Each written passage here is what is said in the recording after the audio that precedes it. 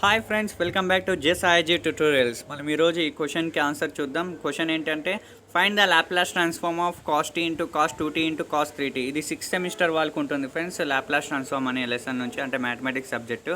Solution చూసుకున్నట్లయితే అంటే Laplace transform అనుకోవాలి cos t into cos 2t into cos 3tకి. దానికి అనుకోవడానికి ఏం చేస్తున్నాం అంటే ఫస్ట్ గివెన్ అనేసి cos t into cos 2t into cos 3tని మనం ఎక్స్పాండ్ చేస్తాం అనమాట మనకి కన్వీనియంట్ ఫామ్లోకి. ఏ విధంగా అంటే ఇక్కడ చూసుకున్నట్లయితే నేను cos 2t is equals to 2 cos square t minus 1 అనేసి మనకి ఫార్ములా ఉంది. కాబట్టి ఆ ఫార్ములా ప్రకారం నేను ఏం చేస్తాను, కాస్ 2t బదులు two cos square t minus 1 అనేసి రాసుకుంటాను అనమాట. అంటే ఏమవుతుంది, అది cos t into cos 2t into cos 3t is equals to cos t into 2 cos square t minus 1 into cos 3t అని వస్తుంది అనమాట. నెక్స్ట్ ఏం చేస్తానంటే నేను కాస్ టీతో మల్టిప్లై చేస్తాను లోపల అన్ని ఈచ్ టర్మ్స్ని. మల్టిప్లై చేసినప్పుడు మనకి ఏమొస్తుంది, cos t into 2 cos square t ఏమవుతుంది, 2 ఇంటూ కాస్ క్యూబ్ టీ అవుతుంది.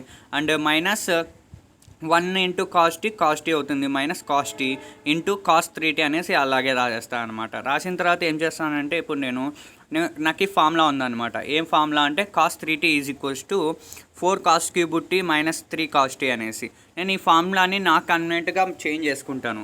చేంజ్ చేసుకోవాలంటే అంటే ఏం చేస్తానంటే ఇక్కడ 2 కాస్ క్యూబ్ టీ ఉంది కదా, ఆ 2 కాస్ క్యూబ్ టీ బదులు ఏం రాసుకోవచ్చు అనేసి నేను రాబడతాను అనమాట ఈ ఫార్ములా నుంచి. ఇక్కడ చూసుకున్నట్లయితే 4 cos cube t is equals to అని రాసుకుంటున్నాను. ఎందుకంటే ఇక్కడ 4 cos cube t minus 3 cos t అని ఉంది కదా, ఈ మైనస్ 3 కాస్ టీని అటుపక్క పంపించేసినప్పుడు ప్లస్ 3 కాస్ టీ అవుతుంది. అప్పుడు ఏమొస్తుంది, నాకు 4 cos cube t is equals to 3 cos t plus cos 3t అనేసి వస్తుంది అనమాట. ఇది తర్వాత నేను ఏం చేస్తున్నా అంటే ఇక్కడ 2 కాస్ క్యూబ్ టీ అని ఉంది, నాకు ఇక్కడ 4 కాస్ క్యూబ్ టీ ఉంది. కానీ నాకు 2 కావాలి, 4 కాదు. అంటే 4 ఏమని రాసుకోవచ్చు, నేను 2 ఇంటూ 2 రాసుకోవచ్చు. ఈ 2 అనేది ఒక 2 ఇక్కడే పెట్టేసుకుంటాం, ఇంకో 2 నా పక్క పంపించేసినప్పుడు డివైడెడ్ బై అవుతుంది. అప్పుడు నీకు ఏమొస్తుంది, నీకు 2 cos cube t is equals to 3 cos t plus cos 3t divided by 2 అని వస్తుందన్నమాట. ఇప్పుడు నేను ఏం చేస్తున్నా, డైరెక్ట్ ఆ టర్మ్ బదులు ఈ టోటల్ టర్మ్ని రాసేస్తాను. ఇప్పుడు 2 కాస్ క్యూబ్ టీ బదులు నేను ఏం చేసిన, ఈ టోటల్ టర్మ్ని వచ్చిండే దాన్ని రాస్తున్నాను అనమాట. 3 cos t plus cos 3t divided by 2 minus cos t into cos 3t ఎలా ఉండే బయట అలాగనే రాసేస్తాను కాస్ 3tని. నెక్స్ట్ ఏం చేస్తున్నా అంటే ఇక్కడ ఎల్సిఎం చేస్తున్నా 2ని ఎల్సిఎం చేసిన తర్వాత టోటల్కి బై 2 అనేసి రాసుకోవచ్చు అనమాట. అప్పుడు 3 cos t plus cos 3t minus 2 cos t divided by 2 into cos 3t అనేసి వచ్చింది. నాకు ఈ 2ని అంటే డివైడెడ్ బై 2 ఉంది కదా, బయటకు పెట్టేసినప్పుడు ఏమొస్తుంది, నాకు హాఫ్ అని వస్తుంది. హాఫ్ ఇంటూ ఇక్కడ 3 cos t minus 2 cos t, అంటే 3 కాస్ టీల్లో 2 కాస్ టీలు తీసేసినప్పుడు నాకు ఒక కాస్ టీ మిగిలిపోతుంది. కాబట్టి ఆ ఒక్క కాస్ టీని రాస్తున్నా. Cos t plus cos 3t ఎలా ఉందో అలానే రాస్తున్నా, plus cos 3t into cos 3t ఎలా ఉందో కాస్ 3t అలానే రాస్తున్నా. ఇప్పుడు నేనేం చేస్తున్నా అంటే కాస్ 3tతో మల్టిప్లై చేస్తున్నా.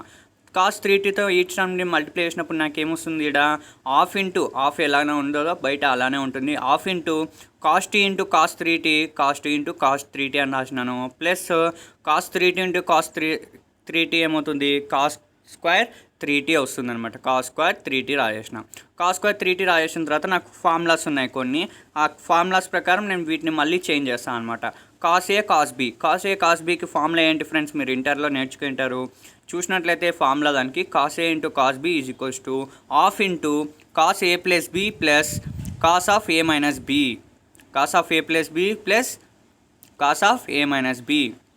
అండ్ కాస్ 2tకి ఫార్ములా ఉంది. Cos 2t is equals to 2 cos square t minus 1 అనేసి మనం ఇందాకే పైన చూసాం. Cos 2t is equals to 2 cos square t minus 1 అనేసి.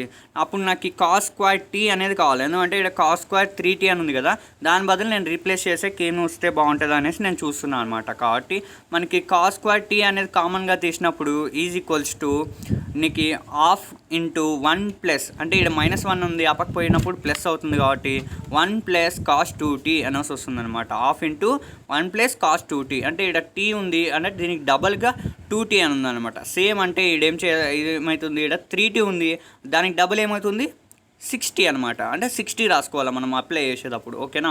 ఇక్కడ చూసుకున్నట్లయితే హాఫ్ ఇంటూ కాస్ ఏ కాస్ బి, అంటే ఏ బదులు ఏముంది టీ ఉంది, అంటే బి బదులు 3t ఉంది, ఓకేనా. అంటే ఏ బదులు టీ అండ్ బి బదులు 3t ఉంది. ఇప్పుడు ఈ ఫార్ములాని అప్లై చేద్దాం. అప్లై చేసినప్పుడు ఏమొస్తుంది, హాఫ్ ఇంటూ అంటే హాఫ్ ఇంటూ కాస్ ఏ ప్లస్ బి అంటే ఏమి టీ ప్లస్ బి అంటే ఏమి 3t, అంటే టీ ప్లస్ 3t అంటే ఒక టీను 3 టీలు మొత్తం యాడ్ చేస్తే 4 టీలు కాబట్టి కాస్ 4t అని రాసుకుంటా అనమాట. నెక్స్ట్ ఏం చేస్తున్నా, plus cos a minus b అని ఉంది. అంటే ఏ మైనస్ బి అంటే ఏ అంటే టీ అంటే బి ఎంత 3t అంటే tea minus 3t minus 2t వస్తుంది. మైనస్ 2t అంటే కాస్ ఆఫ్ మైనస్ టీటా అనేది కాస్ టీటానే అవుతుంది కాబట్టి మైనస్ 2t బదులు నేను 2tనే జస్ట్ రాస్తున్నాను అనమాట. అంటే కాస్ 2t అని రాసుకోవచ్చు. ఓకేనా. నెక్స్ట్ ప్లస్ ఉంది కాబట్టి ప్లస్ పెట్టేసా. కాస్ స్క్వేర్ 3t ఉంది. కాస్ స్క్వేర్ 3tకి నేను ఏ ఫార్ములా అప్లై చేస్తున్నా, cos square t is equals to ½ into 1 plus cos 2t అనే ఫార్ములాని అప్లై చేసినప్పుడు మనకి ఇక్కడ 3t ఉంది, ఇక్కడ t ఉంది, అప్పుడు 2t అవుతుంది కాబట్టి ఇది 3t ఉంది, అదేమవుతుంది డబల్ అవుతుంది కాబట్టి 6t వస్తుంది అనమాట. అంటే ఏమి ½ ఇంటూ 1 ప్లస్ కాస్ 6t అనేసి వస్తుంది అనమాట. ఇక్కడ చూసుకున్నట్లయితే రెండిట్లో ½ ఇంటూ అని ఉంది కాబట్టి హాఫ్ని కామన్గా బయటికి తీసినప్పుడు ఆల్రెడీ బయట 1/2 ఉంది, ఈ 1/2 వస్తుంది, కింద డినామినేటర్లో 2 ఇంటూ 2 వస్తుంది కాబట్టి 4 అవుతుంది. 1/4 ఇంటూ, ఓకేనా ఫ్రెండ్స్, అర్థమవుతుందా, 1/4 ఇంటూ. ఇక్కడ చూసుకున్నట్లయితే మనము ఆర్డర్ వైజ్గా రాసుకుంటున్నాం అనమాట. ఏం లేదు, ఎటువంటి ఏం చేంజెస్ రావు కాబట్టి ఆర్డర్ వైజ్గా రాసుకుంటున్నాం. ఇక్కడ 1 ఉంది కదా, ½ ఇంటూ 1 ప్లస్ కాస్ 60 ఉంది కదా, ఆ 1ని నేను ఏం చేస్తున్నా స్టార్టింగ్లో రాస్తున్నా.